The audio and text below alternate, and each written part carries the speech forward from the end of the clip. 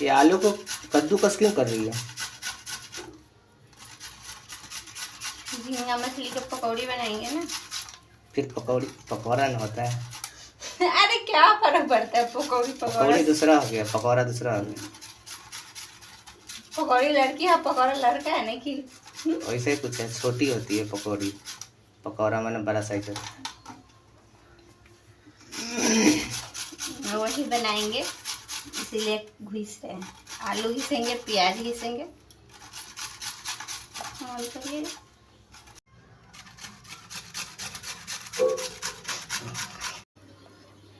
तो इसमें क्या क्या मसाला पड़ता है? एक तो थोड़ा सा जीरा, हल्दी और मिर्च डालेंगे थोड़ा सा, और सबसे मेन है बेसन। 1 चम्मच। 1 चम्मच नहीं, अब जितना जरूरत पड़ेगा उतना देंगे। पेस्ट बनाए, इसको अच्छे से पीस लिए हैं। बस देखिए इतना फाइन पेस्ट बनाएगा। अच्छे से इसको पीस कर सबको मिक्स करेंगे, फिर इसको पकौड़ा बनाएंगे। बहुत मेहनत है ना।